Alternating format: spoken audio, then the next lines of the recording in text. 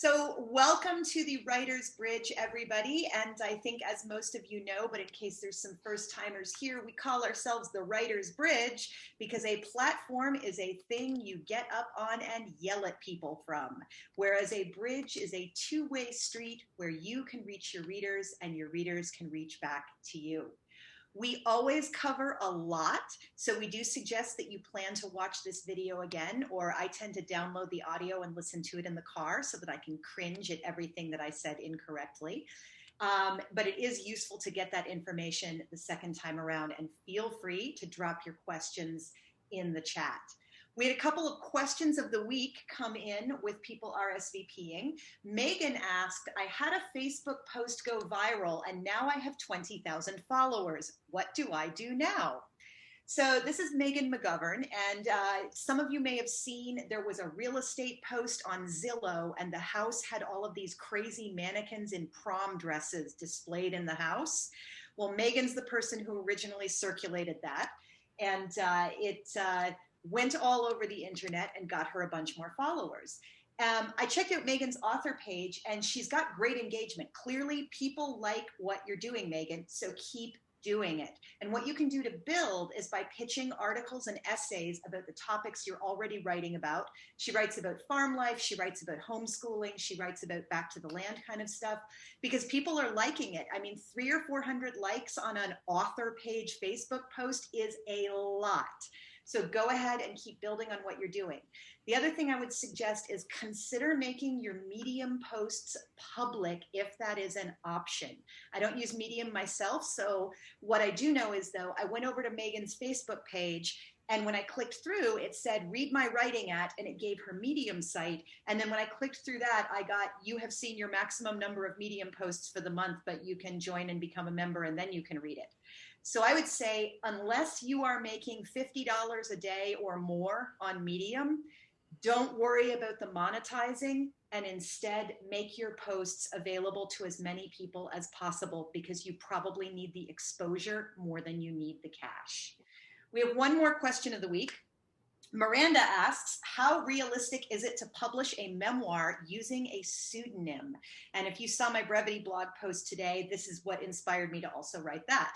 So memoir sells on topic and name recognition, and the less recognizable your name is, the more powerful your topic needs to be. Think about why you might want to be anonymous, because if you're not ready to stand up and say, this is my book, this is my story, you might not be ready to publish it. And that's not a bad thing, but think about how part of what gives memoir power is that it's true. And if you're going to fictionalize it and make it a novel, you have to write better. And if you're going to hide who you are, your story has to be incredibly compelling. The other thing is, people are eventually going to find out that it's you. So you might as well leverage your network and build your support network and build your own courage, instead of trying to build a publication record for a fake persona that you will then have to maintain, and it will eventually come out that it's you anyway. So those are our questions of the week. We are going to talk this week about building your book launch team. I'm going to drop Megan's Facebook thing into the chat. And Ashleigh, take it away with building the book launch team, because that's what you've been doing for the past couple of weeks. That is, okay, so I have been a team coach almost my whole life. I coached synchronized skating for 23 years before I found my way into publishing. So as soon as I started writing my book, I thought, I am going to need a support system around me for when this book comes out into the world, you know? How long is it going to be? I don't know, but starting to build that now was just something I was really practiced in from my sports background. So what I did first was I started recruiting beta readers. Okay, this is when I was like just into my manuscript, like I was just about to start querying my manuscript. And I said to people, hey, this was the first little tease. If you want to know some things about the book, I can't share it publicly yet. I really could have, because really, you know, when it's your book, it's your rules, but just like, you know, sending it to agents, if you want to know some behind the scenes things, drop me a message and request to be in my close friends on Instagram. Now, excuse me, close friends is usually a feature that, like, if you want to post pictures of your kids or things like that that are more private personally, that you would just put a story up for close friends. I did it the opposite way. People who wanted to know more about my professional life and the book coming out, the book that I was writing, the query process, which agents had my full, those people became my close friends. And I had about 300 people request because I made it sound juicy. And then the first thing I posted was this picture of me that I had actually used on a couples dating app that was like from my stomach down in like this little lingerie with garter belt. You couldn't see my face, but I was like, okay, this is my big secret. This is what my book is about. So that was racy. And I was almost sick doing this, even to this like small group of people who I wasn't sure were gonna see it. But it was a low stakes way to, like Allison said, to own my story and to put it out there in the world a little bit, right? In this like small little container and see like, okay, what happens? And the responses I got from people, from their interest to like, I have that experience too. I'm so glad you're writing about it because I would never write about it, but people are, interested in this kind of story, gave me a little bit more courage. Okay. Then I started saying that when the book was actually out, I was like probably 5 drafts in, saying, if anybody shares my social media posts this week, I will send you the first chapter of my book. And they could go back and share anything from Facebook or Instagram, from whenever. So I had a lot of mini essays on there about parenting, about marriage, about things that related to my story, to my memoir, but I wasn't making it a strict giveaway post that they had to share something in particular. You have to remember, if you're asking people to share or you're wanting them to share your posts, you need to remember, if they share it on their profile, it's their biggest endorsement of your work. And they're saying a lot of things about them aligning with your views by posting something that you created. Okay, so giving people the freedom to choose what post they want to share has been really helpful for me. And then they don't have to pick something political if they don't want to, even though my political posts are some of my most highly shared posts. When I'm doing an initiative like that, I really give people freedom what they want to share. Ashleigh, when you added people to close friends, was that your Instagram stories or your Instagram posts? Just for Instagram stories. I don't know how to do it for Instagram posts. So yes, it was just for stories. And then Ronnie, yes, I did use my beta readers for editorial feedback. Not all of them were super interested in giving me editorial feedback, besides like, I loved your book. A lot of my audience on social media, they're not voracious readers. They read books that are popular because they want to be relevant. And that's something that I found out about my target audience and my readers through doing this beta reading. A lot of people said, I can't remember the last time I read a book, and I read yours in 2 days. So I was like, okay, I'm not going to be targeting like, avid library users with my book topic, and everybody will have a different experience with that. If people say, oh, you know what, I've read 17 books already this year and yours is in my top 5, then you know that you're attracting a different reader than I was attracting. And Ashleigh, I had a different experience with my beta readers. I have cultivated beta readers by reading other people's books in manuscript form for the past 10 years. So by the time I got to, oh, hey, I need beta readers for my young adult novel, which is still in process. I need beta readers for my book on editing. I had other people who already owed me big time because I had read their book first. And if you've got friends who you think one day you're going to want them to read for you, now is a really great time to start reading for them. Make that deposit in the bank of goodwill. Ashleigh, did your beta readers, did you end up with their emails I did. That way? I did.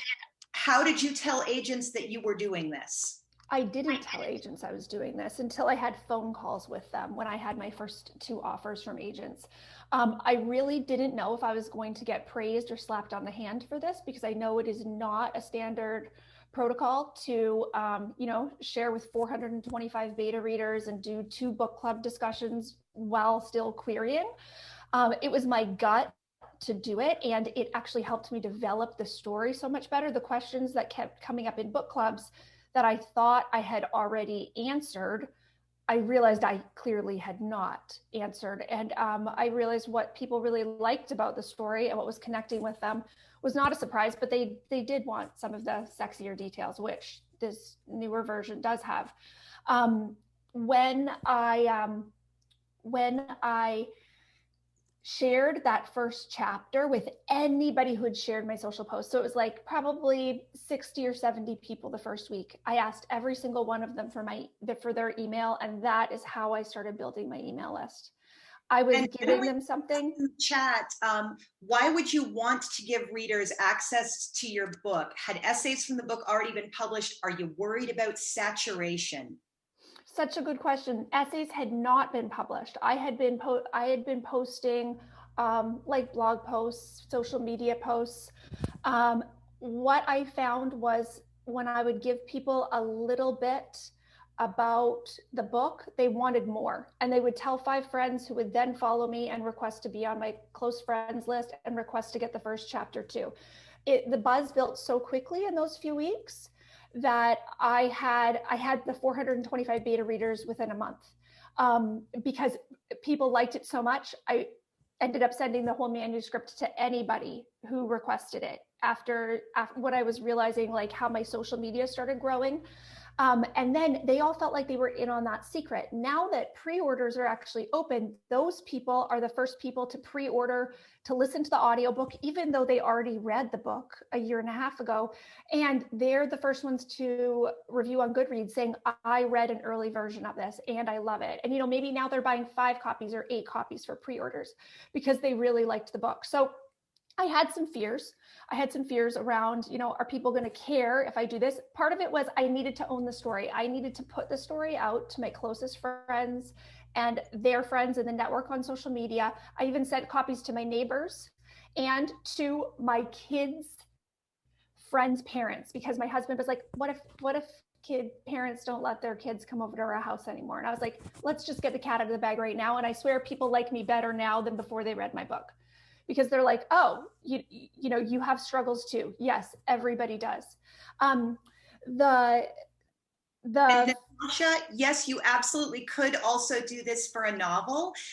Natasha's actually writing a book about a young woman in India who has cancer and her journey through both the physical recovery from cancer and a mental journey where she's exploring her spirituality. And it's this really cool concept where one of her physical therapists might actually be the embodiment of a god. And honestly, I think, Natasha, there's so much meaty thinking that happens in your novel that it would absolutely be worth sharing a couple of chapters or even sharing the whole book. And Nina asks, what is the essential role of a beta reader? And Nina, this is taking beta readers to kind of an extreme, because it's not necessarily people that actually wanted to give her great feedback on the book. Like normally, I would send out a book to maybe 5 or 6 beta readers. My young adult novel went to one person who was a legal expert because I needed feedback on that, one person who had worked in a mental hospital because I needed feedback on that, a couple of high school students because they're the target audience. So you want to pick people who are going to give you both educated feedback, technical feedback, and I'm just a random reader feedback. And Amy points out it is much more important to get book cheerleaders than to worry about saturation. Because if you think about it too, you maybe know 500 people personally who are going to buy your book. There are a lot more people who you don't know. So you might as well saturate the people you know and get them to spiderweb out and spread the word. Exactly. And a few of those beta readers were really gifted proofreaders, not by profession, but just because of their personalities and their tendencies when reading. And they sent me each 100 screenshots of errors that they found. And I was able to clean that up more, the manuscript up more, before I had additional full requests the next spring. So there were a lot of benefits. I would say the conversations and questions people had for me were the greatest benefit overall. You know, they sort of acted like a hive mind developmental editing team, even though I'd had a developmental editor I'd worked with a few months before that. So it's just building that buzz, like Allison said, you know, getting those people who you're close to feel like they're really invested in part of the book creation process with you. Then they can't wait till it is ready to go out into the world, because they feel like, you know, almost like a contributor, because they were there with you all along. They're on your team, which is why we call it a launch team and not a launch. I dragooned all my friends into helping me. Absolutely. Absolutely. And then they are the people now who are sharing about it, who are telling friends, who are really, you know, now that the book is in the pipeline to be published, they're really, they really have my back that way. So let's jump to pre-orders, Allison, and then let's go in the order that we planned. Okay, cool. Marissa, Ashleigh had about 400 people read her book in advance. I had like 6 per book or 5 per book. If your book is already available for pre-order and you have no team of cheerleading beta readers, now is a great time to release a whole bunch of ARCs, advanced reader copies or advanced review copies, and get people to start putting reviews on Amazon for you. If you already work with an agent and have a book deal, you should consult with your publisher and you should consult with your agent before you send out more than 30 or 40 copies of your book, just because they're going to want to know what you're doing. And, you know, coordinate your strategy with anyone who is there. Let us talk briefly about blurbs, what they are and why you need them. Blurbs are useful in 2 ways. The old-fashioned thing with blurbs was that you got a select few people to blurb your book. It got written on the cover, you know, greatest novel I have ever read by Mubina Mohammed. I can't wait for all my friends to read it. Love, John Crichton. You know, so it's important to get these blurbs because they help promote your book. But the one big name author slapping their name on your book is less and less likely to happen these days. And what's really useful is getting a lot of smaller blurbs that you can quote on social media, that you can put inside the book, that you can use as quote cards on Instagram. You're especially going to want anybody who you ever pay to take a workshop with and to be a blurb person for you eventually.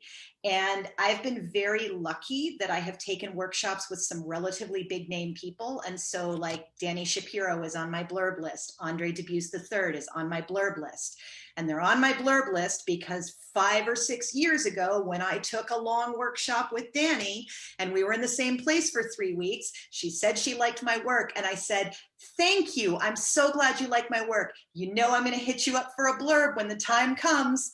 And she laughed and said, sure.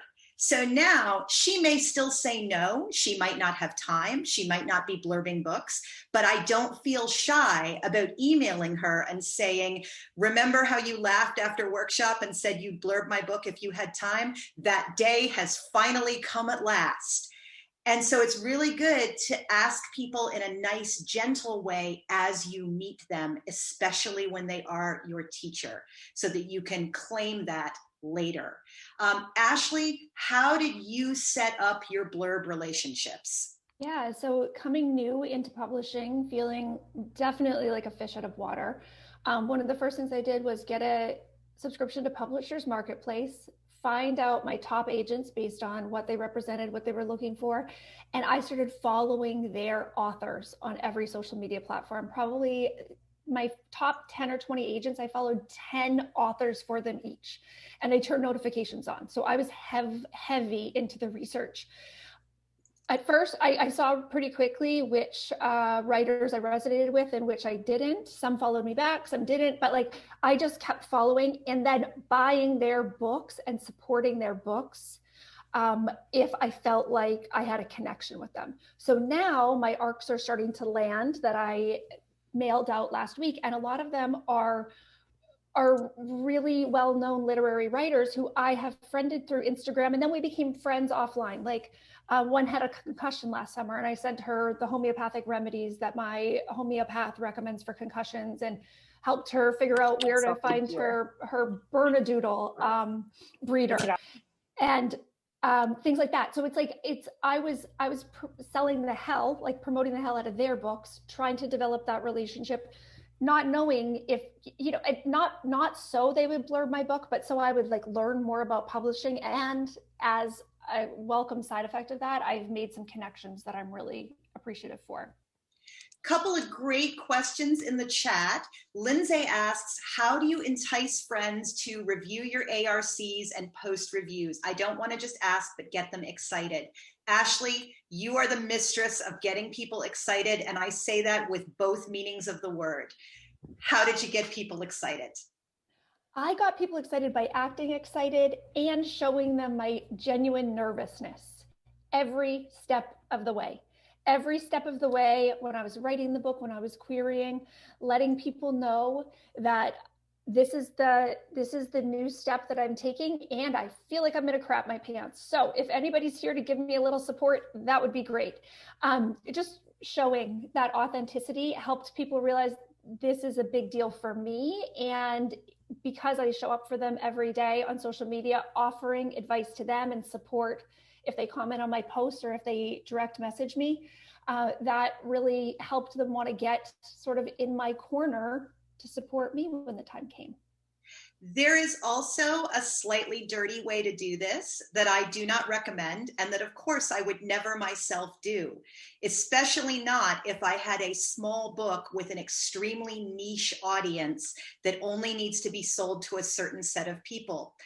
I would not ever contact my friends and say, can you recommend your friends? And I will PayPal them the cover price of the book. And then if they like the book enough to write a review, they can write an honest review. They are not obligated to do it. I understand my $12.95 may be going in the garbage. If Amazon ever caught me doing that, they would probably remove all of those reviews. So that's why I would never recommend that you PayPal friends of friends to read your small niche book that desperately needs 10 or 11 reviews just to get it off the ground. So don't ever do that. Sarah asks, where can you find a list of authors represented by a particular agent? It's usually on the agent's website. It is also really useful to go to the bookstore when you can safely go to the bookstore, or look on Amazon for categories and look at the acknowledgements pages, because the people who represent the books you want to be shelved next to are probably people who should be on your agent query list. And yes, Rochelle, Amazon will take down reviews from people who you are close friends on social media with. They have like an algorithm that finds that. I have also avoided that by my mom, who wanted to review my book, bless her. I'm sure it was an honest review, not at all colored by her relationship with me. She wrote her review, she emailed it to a friend of hers who also had an Amazon account, and the friend copy pasted the review and posted it like that.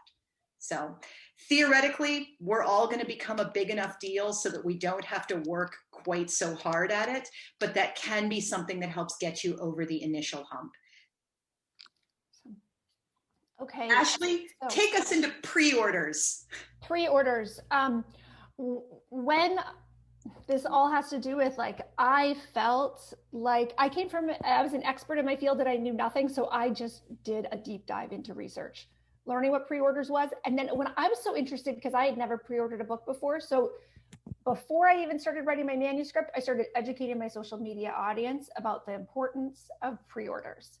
So just so we're all clear here, and please drop more in the chat if I miss any, pre-orders help a book get stocked in a local bookstore, because local bookstores cannot stock every possible release, right? Even every possible Big Five release. So When there are pre-orders from their local customers, that bookstore is more likely to say, hey, there is interest in this book. Didn't even, come on my radar when I was looking at the Ingram catalog, or when I was looking at, Penguin Random House sales rep came in here, but a lot of my local people are buying this book. I'll look at the blurbs, I'll look at the description. You know what? Let's buy 4 or 5 more copies of this. Also, all pre-orders count for first week sales, giving most writers their best chance of hitting a bestseller list, whether that's the indie bestseller list, whether that's USA Today, New York Times, Wall Street Journal, any list that they're trying to go for, that gives the writer a better chance, because they all count, it counts up all the way through their pre-order period until then. Pre-orders online only, Mubina. Yes and no. You can call your local bookstore and order with the book name, author name, or the ISBN. You can walk right into the bookstore if your bookstore is open and just go right up to the cash register and ask them to pre-order a book for you. Allison. I want to throw the ball to Stephanie for just a minute, because Stephanie, with your last book release, you did a giant pre-order incentive campaign. You gave away like $950 worth of sponsored merchandise. Would you tell us briefly what you did? Sure. So I've been developing. Sorry, my husband's calling. Can you come back to me? Because we can totally come back to you. So Ashleigh did this whole campaign where she taught people about pre-orders and filled them in 30 seconds at a time in Instagram stories and Reels and TikTok. This is what a pre-order is, and this is why it matters. Yes. And then I made some posts that other writers really enjoyed sharing as well, because I didn't make it about me, because I had no book to sell for the majority of the time that I was educating people about pre-orders.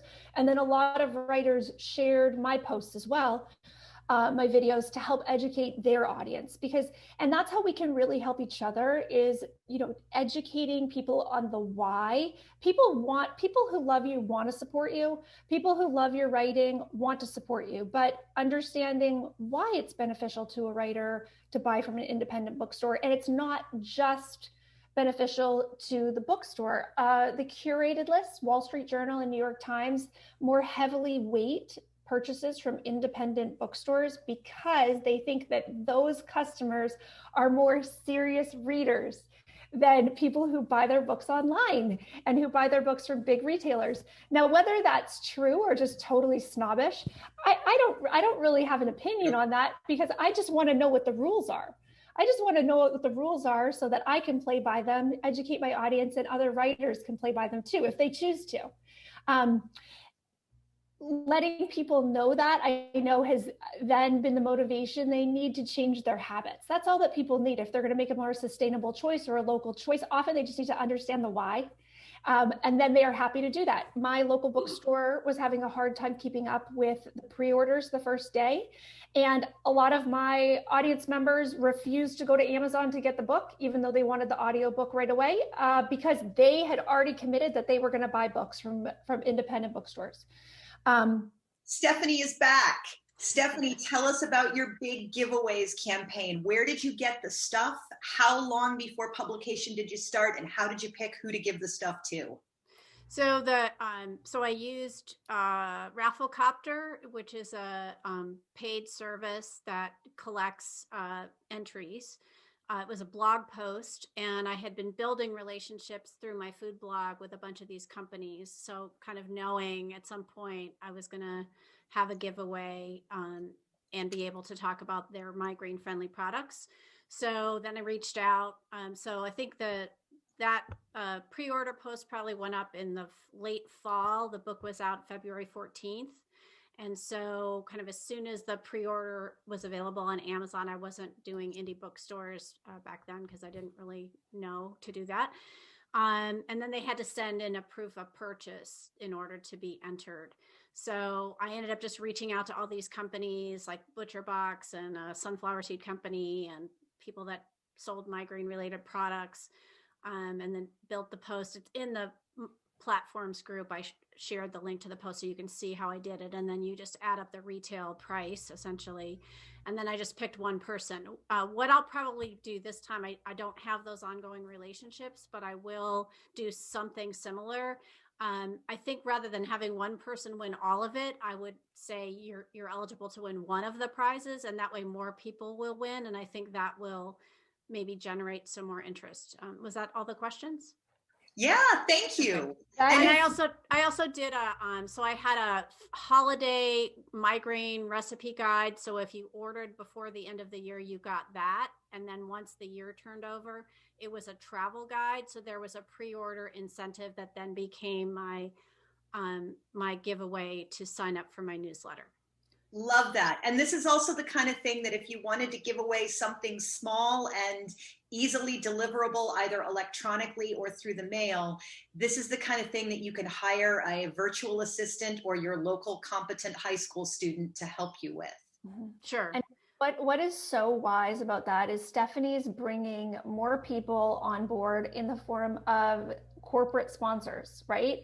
And small business sponsors. So anybody else who feels like this is about building your team, this is about building other people who feel like they are invested emotionally or financially in your book's success, in the success of your writing career. So I have a brand that I partnered with, Coconut. They're an organic personal lubricant company. They're going to be sending out a mailer, a postcard in every order that they send in April to their customers, with my book cover on the front, and on the back it's going to be exclusive Ashleigh Renard and Coconut How to Keep Monogamy Hot checklist. So because we've realized there's a crossover in our audience, and I have the link on my newsletter and on my Instagram, and they get a lot of sales through that. Another way to do this is to bring your local indie bookstore into the fold, so they feel like they are invested and that they will be successful when you're successful as well. So at the same time I learned about pre-orders, I started ordering every single book from Doylestown Bookshop here in Bucks County, Pennsylvania, and tagging them on Instagram whenever I would buy a book from a friend. A lot of you guys have probably seen when you post about your books on social media, if we're connected on social media, that I will say, can't wait, ordering now from my local indie at Doylestown Bookshop. So they see that I am promoting them. Then they do actually see my order come through when I get it and I have the book in my hands. So most often I share about it in my stories and tag them again. If a friend of mine who has a release that was a while back and I got it from the library or already passed on my copy to a friend, I will post just a screenshot of that book or that friend, and I'll say, oh, one of my ARC readers is Ryan Lee Dostie. Her book, her memoir Formation, is about her sexual assault in the Army. And when she got my ARC and said, I can't wait to read this, I shared her story. And then I said, guys, remember, Ryan's memoir was my favorite read of 2019. Swipe up to get it. And the swipe up I put on there was the link from my local bookshop. So there are all of these things that you can do as a book loving person to really bring in your local bookstore or bookstores to show them, like, I care about your business and I want to push people towards your business. So when I asked my local bookshop if they'd be the exclusive retailer for signed copies, they said yes in a second. So it's just about building, really, it's all about reciprocity. So you want to be as generous as you can be as early as possible. And then when you reach out to ask for the favor, people are much more likely to say yes. I want to hit some questions in the chat. Jill K points out when she did a book tour back when we were all traveling, she did mini giveaways at her events, like pins, candy, in exchange for people's emails. She got more emails for her list that way, rather than just setting out a sheet of paper.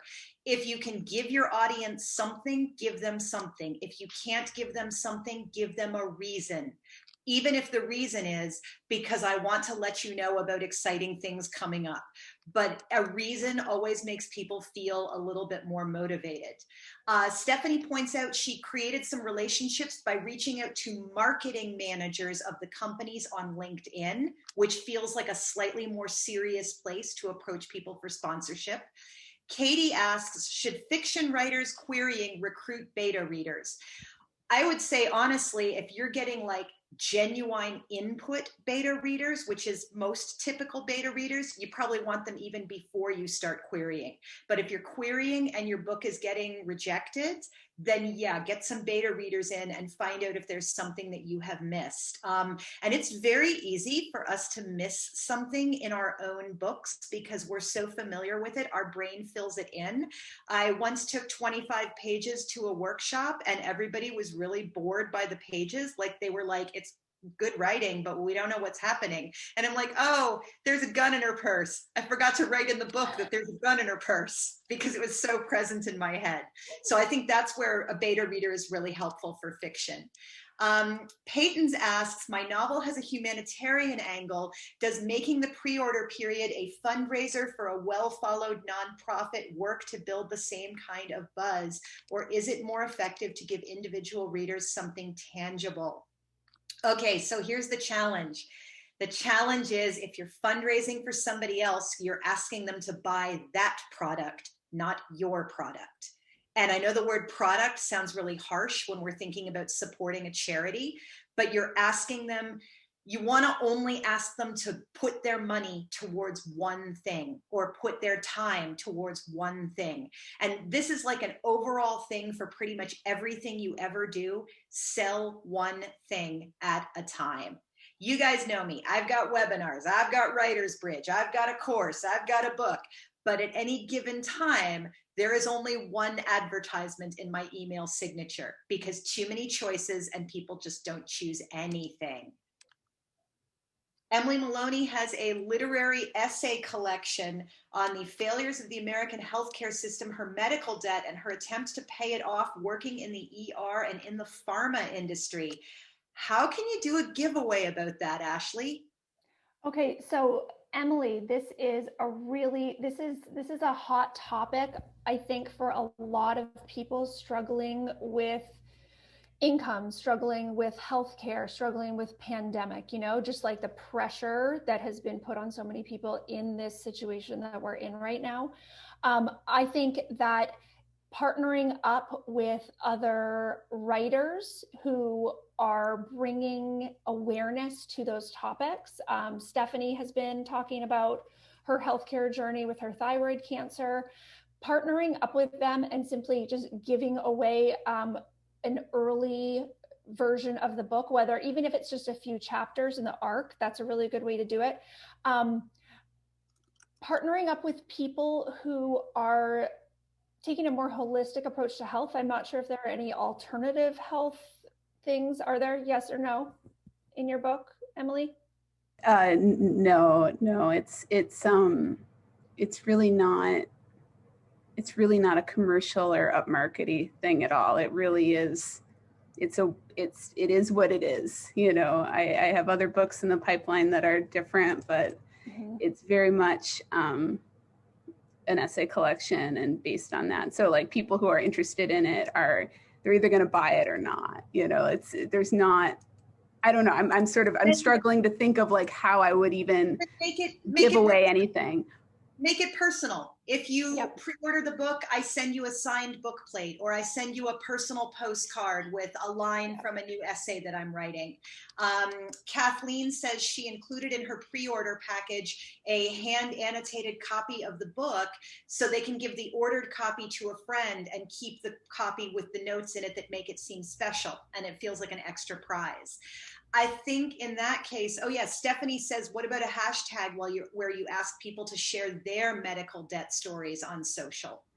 So I think look at in that case the connection and how can you enhance the connection? And if you know anybody fabulously wealthy, you can give away a raffle of chances to have your medical debt paid off. But you'll need to know somebody fabulously wealthy to offer that as a prize. That would be a good prize. Now, questions about cover reveal, and this is, we're going to talk a bit about Goodreads. Okay, I have just become active on Goodreads very recently as an author, because I didn't have an actual book listing to my name until a few weeks ago. So every writer, I think, should have a profile on Goodreads. As soon as you have your name associated with a title with an ISBN or an ASIN, claim your author profile. Okay, you just, anthologies count. As soon as you've published something, get your author profile, and then you can start doing book updates even while you're still writing. Even when you don't have a title, you can put a temporary title, you can put a temporary cover image, and then you can give status updates as you go. You can say, like, you can do a progress on Goodreads for how far along you are in reading a book. You can do the same when you're writing the book, and just give little teasers, give little blurbs, getting like that long tail and your current audience interested in what you're doing. Then you could do the cover reveal on there. You could even make an event on Goodreads. I think nothing can really happen too early. Adiba had asked, how soon should you do a big pre-order push? That totally depends on stamina and how much material, how many collaborations you have going on, because keeping that momentum up until pub and then keeping it up post pub is, the Olympics only happen every 4 years for a reason.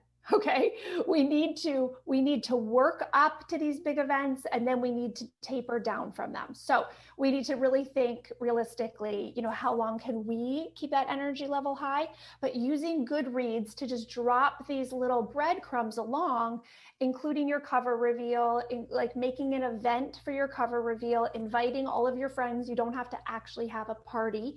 You can just post the photo that day up on Goodreads.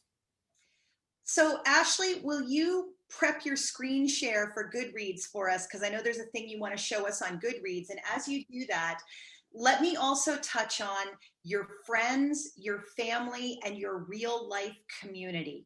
Because if you are a member of a temple with 300 members, that is more valuable to you than 10,000 Instagram followers, because those are people who have to look you in the eye and tell you whether or not they bought your book.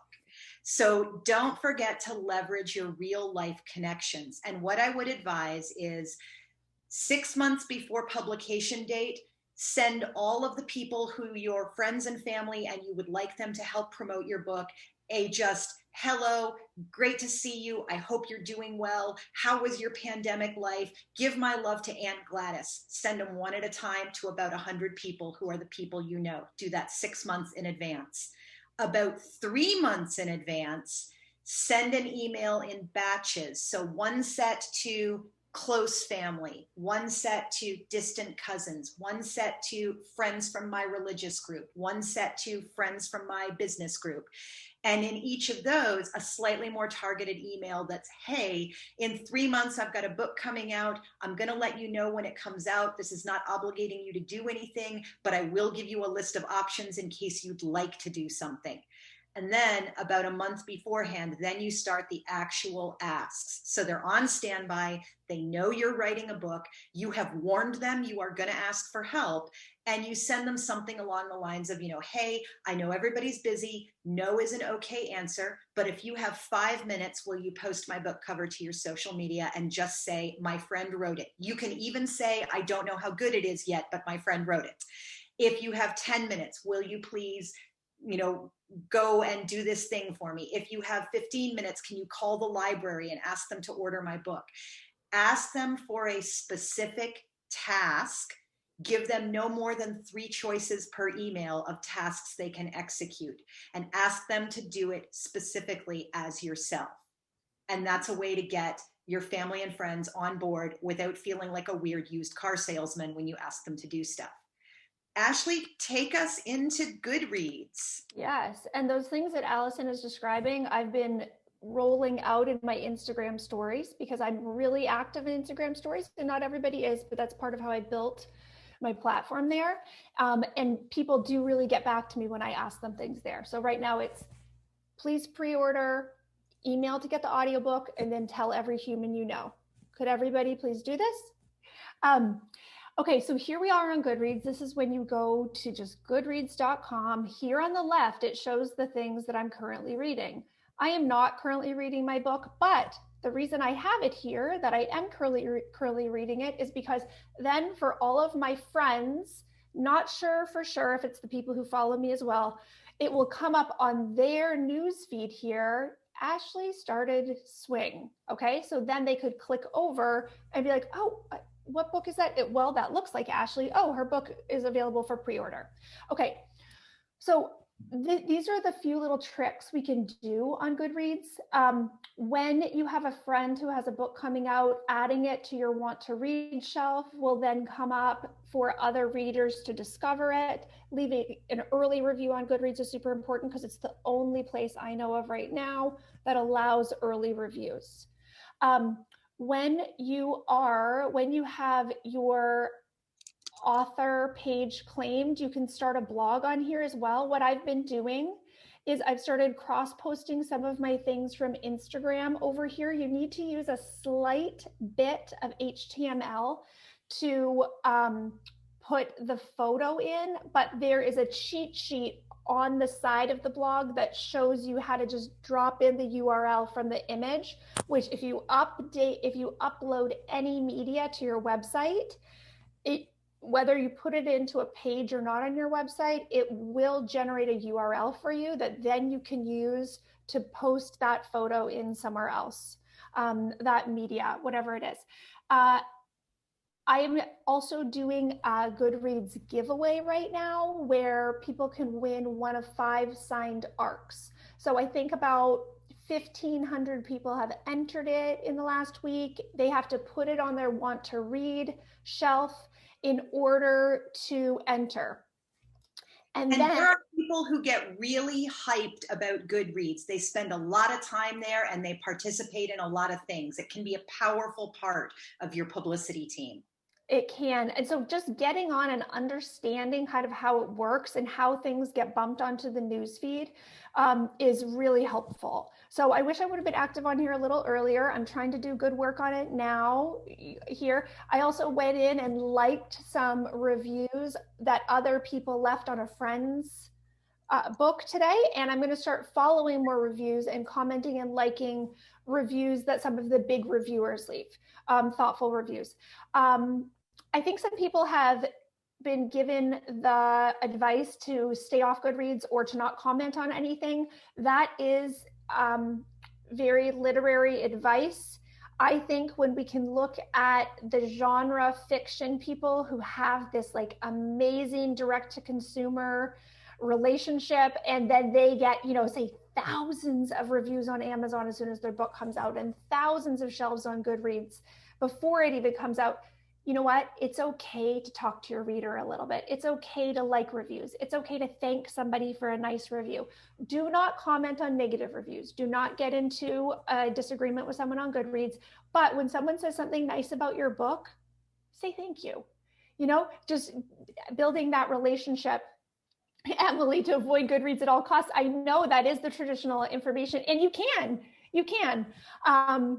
But I think it's people trying to argue with negative reviews that has really, given Goodreads that reputation. There are trolls on every social media platform.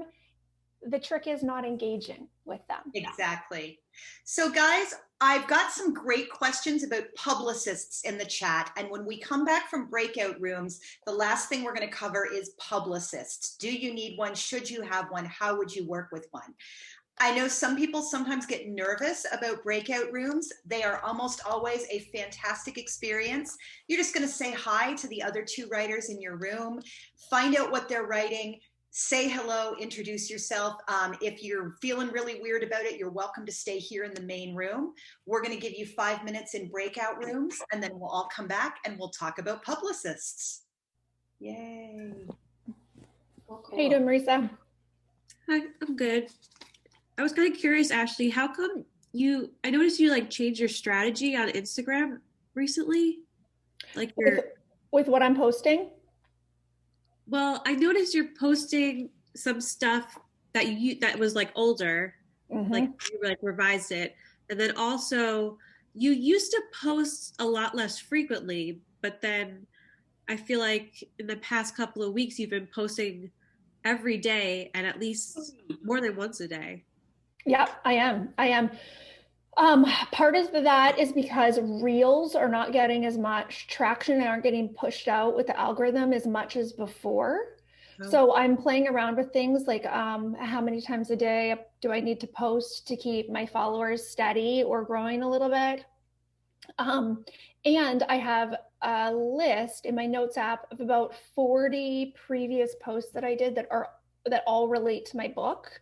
Really, like they tie in really closely, and they show my writing, because I haven't shown my writing on social media for months because the video content took off so well. So I just started posting a few of them, and I got such a reaction, and a lot of people in my direct messages, again, new people who hadn't read that kind of stuff from me, who had just seen my funny video content, that I continued. And so that's why I'm posting 2 or 3 times a day. I am actually just taking those posts and putting them in a reminders app for my assistant, because I hired an assistant to help with the launch, and she's posting them for me and adding the image description. So it's less work for me. I have to just kind of think like what's going to fit in together, and then she's doing that for me. And it really, I'm reminded of the value of when we have a story that we tell well, telling it over and over is not a bad thing, because people really connect with it. And I think also some of what puts it in perspective too is that Ashleigh right now is at 22,000, 24,000, 26,000? 31,000 followers on Instagram. So a much smaller percentage of her people are going to see any one thing that she posts. So it's not coming across as too much stuff, because 90% of the people who are following her will only see one thing at a time. They won't see everything. Okay. Yeah. I would not post, me personally, I would not post multiple times a day, because I am only at like 5,000 followers. And so more people would see it, and I think it might start to get tiresome. But I just did I did a really heavy 5-day series that people really liked and required a lot of time and attention. And people were like, oh my God, I can't wait for the next installment. And I was like, oh, this is really nice. But I wouldn't do that more than I think once a month or once every other month, because it required a lot of attention. Yeah, that was good, especially because you hadn't posted in a while.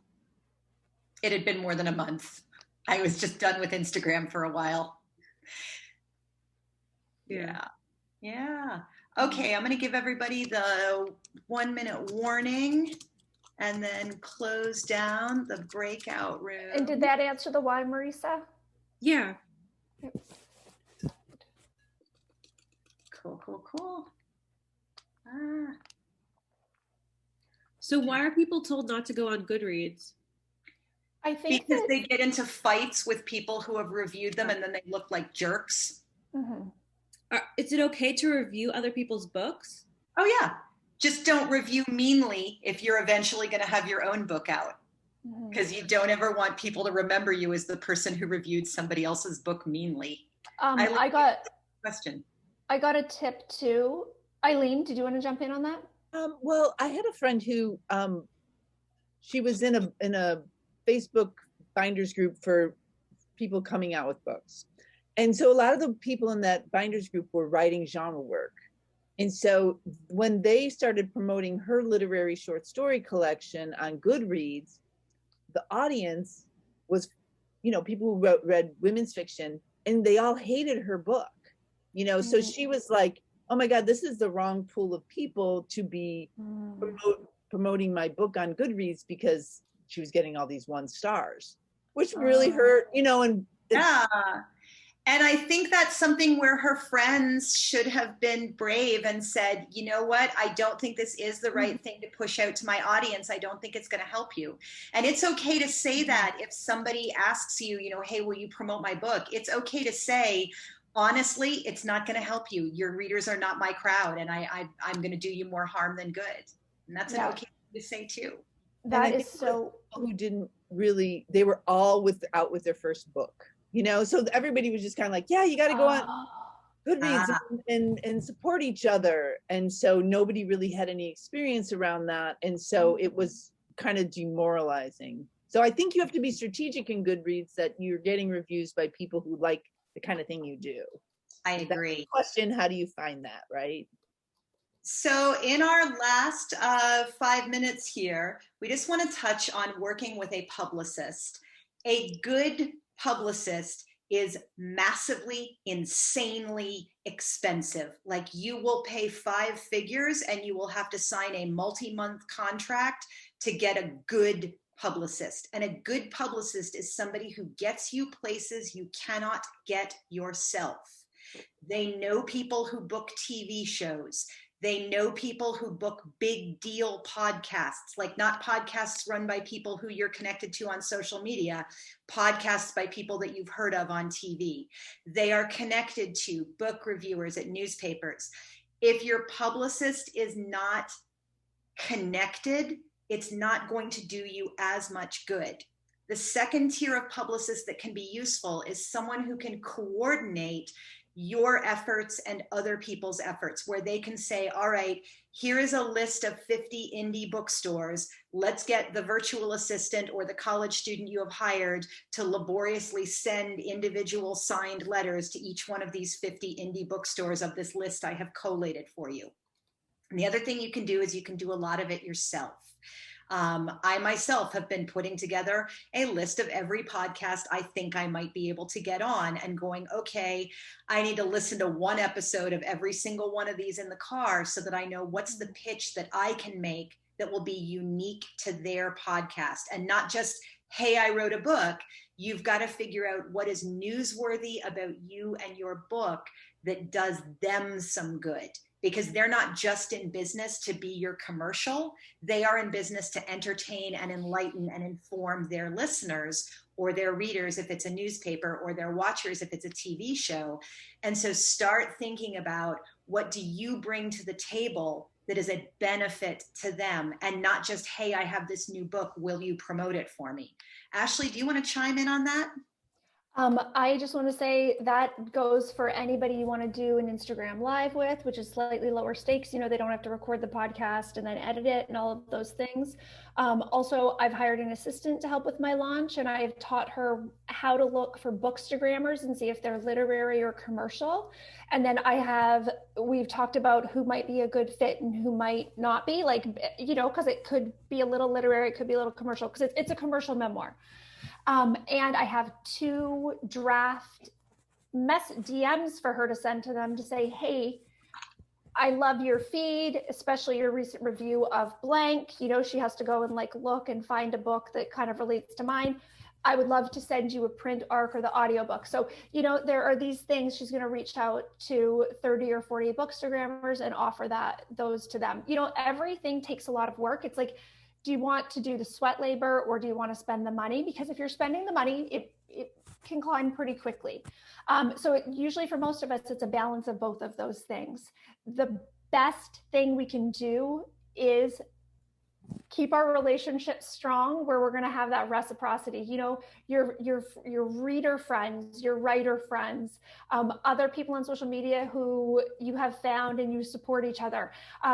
Tanya Todd, as soon as my book got close to pre-order, she set me up for an interview that I'm having my launch week, because she and I have been friends, and I have shared resources with her since we met in Binders. You know, it's all about just being a generous person. And then when you need help, reaching out to say, hey, can you do me a favor? So between now and when your book comes out, make as many deposits into the Bank of Goodwill as you can, so that when the time comes to withdraw, you have a balance. Rochelle points out that she has a reliable high schooler looking for work if anyone needs a virtual assistant. This chat was full of great book publicity ideas, so we will upload the chat to the same folder that has the video that you'll be able to watch after that. We want to let you guys know that our next meeting will be March 16th, and we would love it if you invited a writer friend. So if you can just think of somebody who you'd like to forward the email to and invite them along. Our next meeting is going to be Better Submissions. Why is my piece getting rejected? And we will invite you to submit in advance either the opening pages of your book or the beginning of an essay that you're working on or something that you're experiencing rejection on. We're going to do some live editing, and we're going to talk about what you might do to fix this piece and make it not be rejected, which I think will be loads of fun. Ricky Heller, put your email in the chat and we will add you back onto the email list. You guys are amazing, and please go ahead and unmute yourselves so that we can say a nice goodbye to each other. Allison, can I just add one thing quickly? Yeah, Shelley. I have spent like the last 3 nights not getting enough sleep because I've been listening to Ashleigh's audiobook.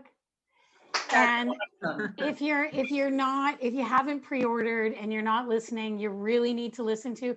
I almost felt shy seeing her today because she is so vulnerable and exposes so much in this book that I was like sometimes listening like this.